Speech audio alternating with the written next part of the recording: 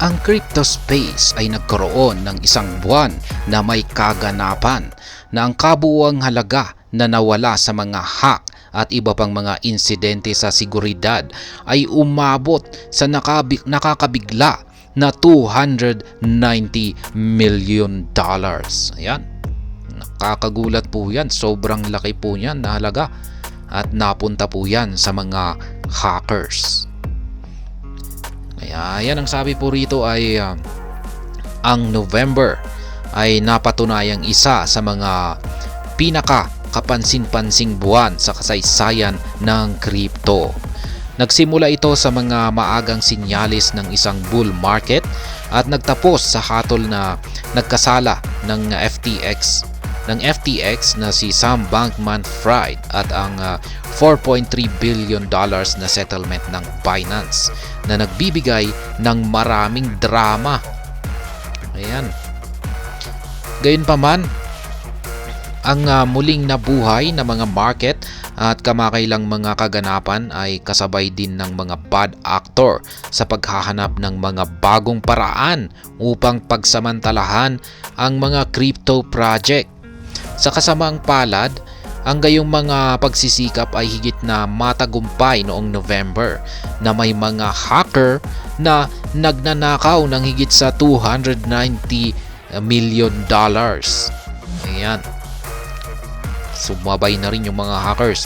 Iniulat ng provider ng analytics ng blockchain na Look On Chain na ang halaga ay ninakaw sa 5 major security incidents. Ang centralized crypto exchange platform na Poloniex at ang siyang pinaka nagdusa dito sa lahat. Yan yung si Poloniex sapagkat nawalan po siya ng $118 million.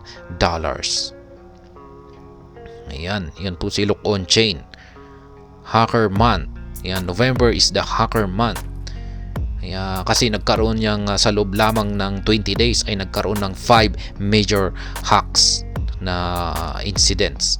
Ayan, at lumampas na po yan. Sigit sa 290 million yung mga nagawang nakawin yung mga hackers. Ayan, nandito po yan si Kronos Research, CyberSwap, Poloniex, Heco Bridge, HTX Exchange.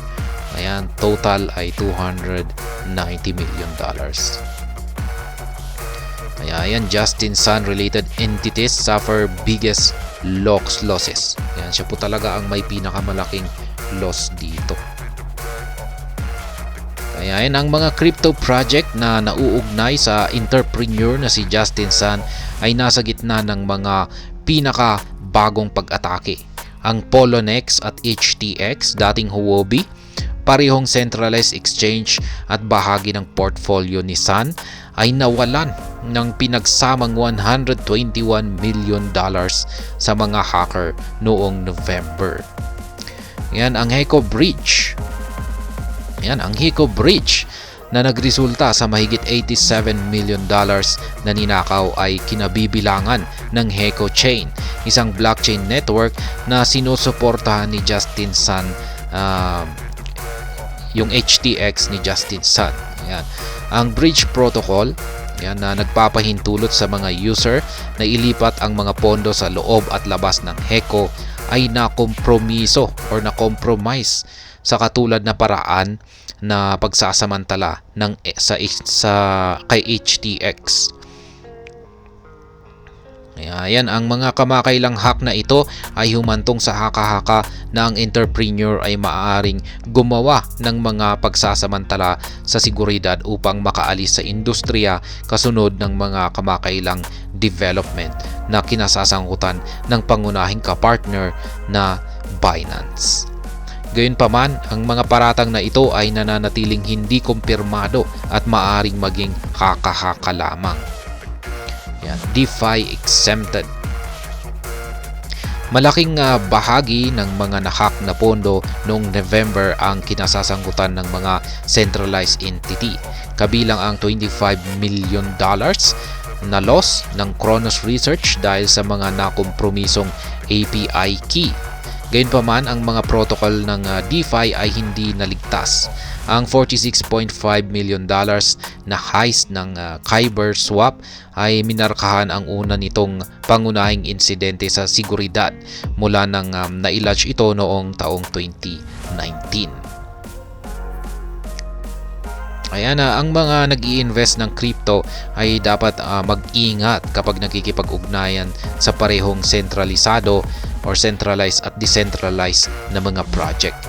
Ang mga stakes ay mataas at ang mga bad actor ay palaging naghahanap ng mga paraan upang pagsamantalahan ang nascent na kalikasan ng mga blockchain-based applications.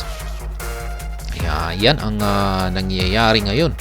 Ang buwan po ng November ay hacker month. Ayan, sabi dito ay hacker month daw ang November. Laki ng kanilang mga kinita. Yung mga hackers ang talagang kumita sa buwan ngayon ng November. At ayan, hanggang dito na lamang po tayo sa video na ito mga ka-crypto. Sana po ay inyong nagustuhan ang aking paliwanag dito. Kung inyo po itong nagustuhan, pakiclick lamang po ang like button nito. Para naman po sa mga bago lamang dito, kayo po ay aking inaanyayahan para mag-subscribe. Pakiclick na rin po ang bell icon nito dahil ito po ang siyang magsisilbing notification nito sa mga bago kong videos na akin pong ina-upload sa aking YouTube channel na ito. Marami pong salamat sa panunood. Ingat po tayo lagi at God bless po sa ating lahat.